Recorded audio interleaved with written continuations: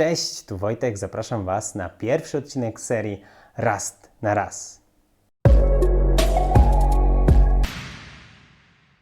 Jak pewnie domyśliliście się po tym wielkim banerze za moimi plecami, obecna seria jest współtworzona przez mojego obecnego pracodawcę, czyli firmę STGT, która tutaj mocno zachęcała mnie do tego, żeby się podzielić trochę rustową wiedzą. Tak więc zaczynamy. Język Rust został zaprojektowany do tego, żeby być językiem bezpiecznym. To bezpieczeństwo jest fundamentem tego języka, dlatego za każdym razem, kiedy będziemy chcieli sobie nadpisać własną pamięć, kompilator nam na to nie pozwoli.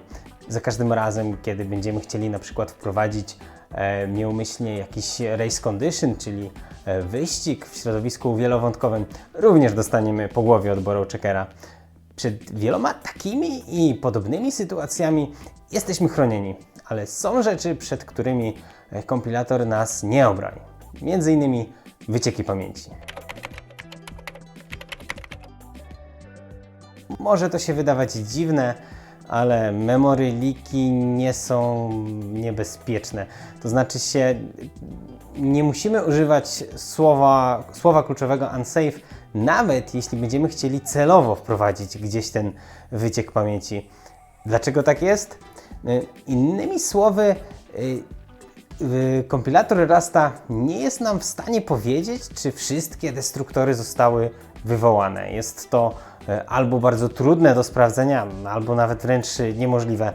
Rzecz jasna, wycieki pamięci są bardzo złe, no i mogą sprawić, że ubije się serwer, albo na przykład rakieta spadnie gdzieś, więc na pewno są one bardzo niepożądane. Dlatego dzisiaj chciałem pokazać, w jaki sposób może się gdzieś wedrzeć ten wyciek pamięci, no i jak sobie z tym radzić. Zaczynamy! Najprostszym sposobem na zrobienie wycieku pamięci jest oczywiście wywołanie wprost funkcji std-memforget. Więc zadeklarujmy sobie wektor kilkuelementowy i wywołajmy std-memforget. Na naszym wektorze skompilujmy, powinno się skompilować bez błędów, zgadza się. I żeby zobaczyć, że ten memory leak rzeczywiście tutaj występuje, uruchomimy sobie Valgrinda. Tak, Valgrind nam mówi, że mamy 16 bajtów definitely lost. Jeśli nie mamy Valgrinda, możemy sobie na przykład zrobić nieskończoną pętlę i możemy sobie patrzeć, jak pięknie cieknie nam aplikacja, ale do tego przyda się nam jakaś komenda top, tak, która nam pokaże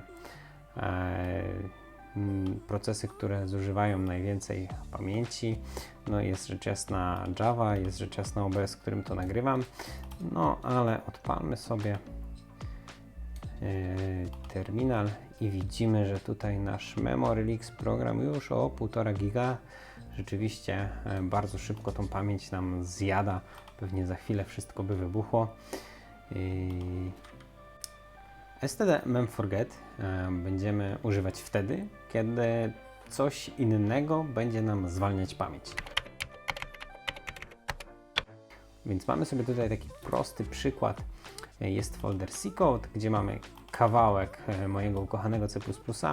Dobra, trochę zmniejszę, żeby było więcej kodu widać.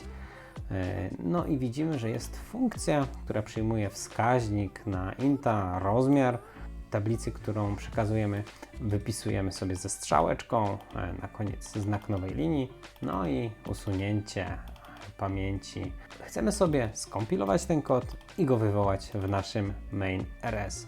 Oczywiście możemy sobie z palca skompilować to w WCPP i użyć, zlinkować też z poziomu konsoli, ale mamy sobie Rusta, mamy sobie dobrodziejstwa tego języka, więc spróbujemy to zrobić w troszkę taki przyjemniejszy sposób. Mianowicie dodamy skrypt budujący build rs. Ważne jest, żeby był on w głównym katalogu. No i poinstruujemy, jak skompilować ten zewnętrzny kod. Do tego będziemy potrzebowali zewnętrznej zależności, nazywa się ona CC. Najnowsza obecnie dostępna wersja to jest 1.0.70. No i w tym build RS musimy sobie wywołać cc build, czyli tworzymy nowego buildera. Musimy oczywiście ustawić, że mamy kompilator C++, a nie C. Tak, i do tego musimy ustawić plik, który chcemy skompilować. On jest wewnątrz C code wcpp. No i zostaje jeszcze wywołanie funkcji compile, gdzie podajemy nazwę biblioteki, do której chcemy skompilować. No i to w sumie tyle. Teraz czas na main RS. Musimy dodać tutaj oczywiście informację, że korzystamy z zewnętrznej biblioteki C. Musimy sobie dodać jej sygnaturę. Pewnie da się jakoś magicznie zautomatyzować. A czekajcie, co ja robię. Tutaj miało być do main RS. Pewnie dałoby się to jakoś ładniej zrobić. No ale nie ma być ładnie. Chcę tylko zilustrować, po co jest ten memforget. Tutaj typ, którego użyjemy, to jest mutowalny wskaźnik na i32. Powinniśmy rzecz jasna używać jakiegoś typu dedykowanego do translacji pomiędzy typem int z języka C do typu rastowego, czyli coś pewnie z jakiejś biblioteki libc. Natomiast tutaj znam architekturę komputera, więc ten mutowalny i32 w zupełności wystarcza. Teraz value to będzie usize. Usize się chyba normalnie zmapują. Nie jestem pewien, ale tak zostawimy. Dobra, i jeszcze zostaje wywołanie funkcji. Tak, potrzebujemy na pewno somvec, żeby był mutowalny i musimy sobie pobrać asmut pointer i jeszcze długość tego wektora. Tak, i co się stanie, jeśli nie damy memforget? Jeśli nie damy memforget, to kompilator nam tutaj mówi, że wywołanie kodu C nie jest bezpieczne. No to prawda, ten kod w C może robić różne dziwne rzeczy, więc to musi być rzecz jasna w bloku unsafe. Teraz już jest w bloku unsafe i zobaczmy, czy kompilator wypisze nam nie zlinkował, czegoś mi brakuje. Dobra.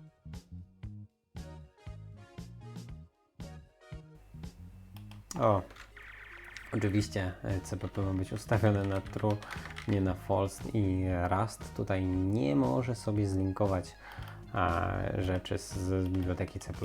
No, dobra, teraz już powinno wszystko zadziałać tak. No i bez tego std memforgeta mamy double free. Pewnie ładnie nam Valgrind też to pokaże. Tak jest, też tutaj mamy pełnego stacka. I dobra, a co się stanie, jeśli dodamy forgeta? Wtedy rzecz jasna kod się skompiluje. Ok, czyli pierwszy przykład mamy za sobą. std memforget wprost na jakimś typie. Może to być oczywiście, nie musi być wektor, może być box.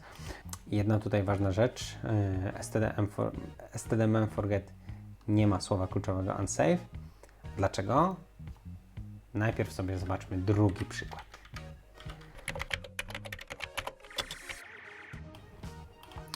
Drugi przykład będzie taki bardziej chyba praktyczny i raczej częściej będziemy mieli do czynienia z memnikami właśnie w tym drugim przypadku, czyli cykl pomiędzy sprytnymi wskaźnikami.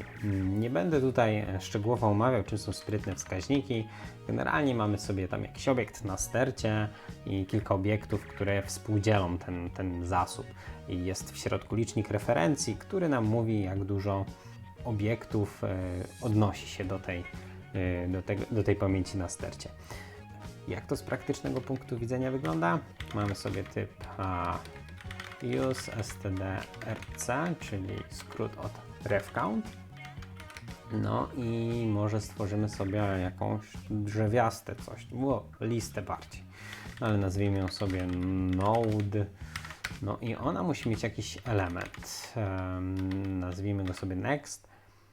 Ten next oczywiście musi tu być jakiś ref count, musi być jakiś node, no i to nie może być pole obowiązkowe, no bo nie zawsze mamy następny jakby następnego noda, czyli to będzie option na pewno będzie ref count, no bo chcemy pokazać ref counta, czyli tak, opcjonalny ref count do noda.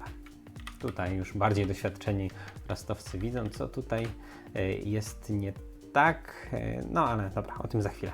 Stwórzmy sobie obiekt mutowalny, bo będziemy go zmieniać.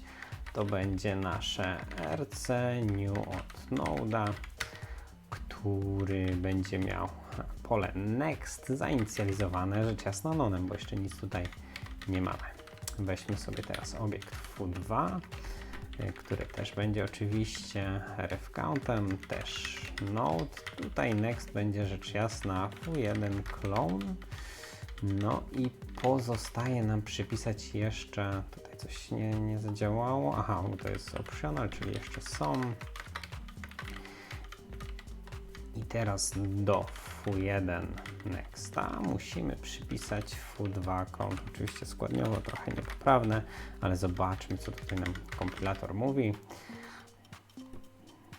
Dobra, kompilator nam mówi, chyba kurczę przegrałem z wielkością tej czcionki, że nie może sparsować. Czekajcie, to jakiś błąd składniowy jest, ref count node. A, rzecz jasna, tutaj ma być przecinek nieśredni. Kurde, ten C++ wsiąka w krew i potem ciężko go wyplenić. Dobra. Aha, oczywiście spodziewa się optiona, ale to nie ten błąd chciałem pokazać. Tak, żeby dobrać się do zawartości, musi być deref_mut, czyli musimy podmienić jakby mutowalną referencję. Dla RC nie możemy tego zrobić, więc musimy pobrać sobie tą mutowalną referencję i weźmy sobie borrow mut, tak, czyli pożyczamy sobie tą referencję i próbujemy do niej przypisać. No i tutaj nie możemy cannot borrow as mutable. Dlaczego nie możemy zmienić zawartości tego pola next? W Raście takim jednym z fundamentalnych konceptów borrow checkera jest to, że nie możemy mieć więcej niż jednej mutowalnej referencji do obiektu. No i tutaj kompilator nie wie, czy nie istnieje gdzieś indziej jakiś obiekt, który ma tą mutowalną referencję. W czasie kompilacji nie jest w stanie tego stwierdzić. To by było zbyt skomplikowane, zbyt trudne, no i generalnie nie da się. Ale możemy zrobić coś. Możemy mianowicie to sprawdzenie, czy istnieje jakaś mutowalna referencja, robić nie w czasie kompilacji, tylko przenieść to do runtime'u, tak? Czyli będzie to się działo w sposób dynamiczny. No rzecz jasna, tutaj nie mamy takiej sytuacji, że są te dwie mutowalne referencje jednocześnie. Tak, nie mamy kodu wywątkowego, tutaj wszystko po kolei się dzieje. No, wszystko tutaj nam się spina. Więc ten typ tutaj musimy jeszcze owrapować typem refcell.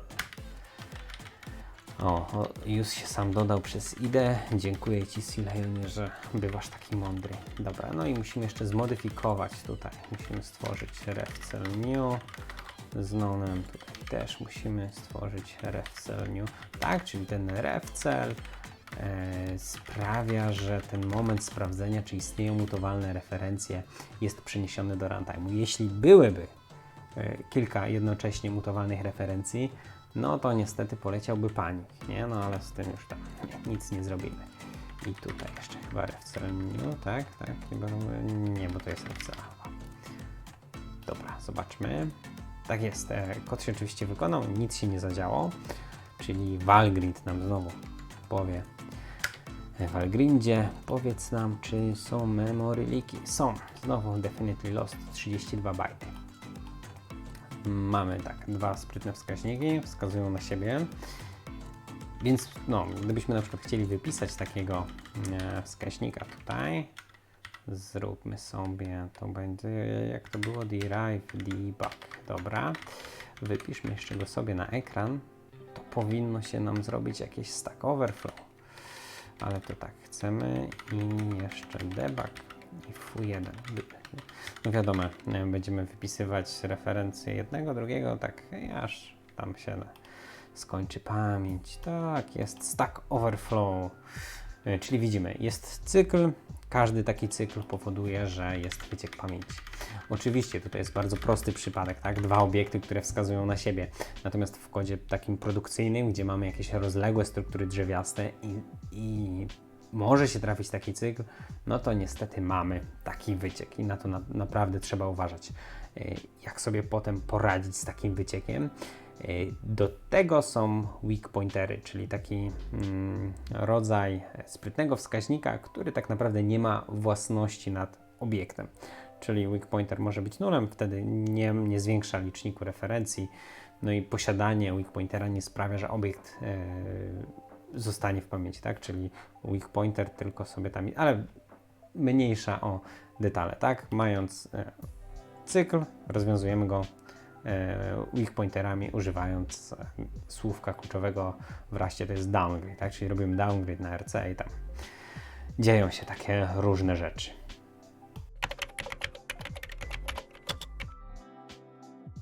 Dobra, i chciałem jeszcze wrócić do jednego tematu. Dlaczego std memforget nie jest unsafe? To znaczy oczywiście sygnatura mogłaby się zmienić, można by było jakby z punktu widzenia implementacji dodać to słowo kluczowe, natomiast no widzicie, nie da się uniknąć wycieków pamięci, tak? Czyli kompilator nie jest sobie w stanie sprawdzić, czy wszystkie destruktory zostały wywołane. Więc no, nawet gdybyśmy dodali tutaj słowo kluczowe unsafe, to ono kompletnie nic nie zmienia, bo Rust i tak nam nie powie, czy wyciek pamięci jest, czy go nie ma. No skoro nie jest nam w stanie powiedzieć, a ten memforget nie musi być unsafe, tak, no nie gwarantuje nam Rust, że wywołają się destruktory, więc dlaczego miałoby być to unsafe? Dlatego summa summarum decyzja zapadła taka, że ten memforget nie wymaga słowa kluczowego unsafe. No ale rzecz jasna, wycieki pamięci są złe i są niebezpieczne, zawsze powinniśmy uważać, więc tam w CI-u najlepiej, żeby ten Valgrind sobie latał i wesoło mówił o wszystkich wyciekach. To by było na tyle, także dzięki serdeczne i do zobaczenia.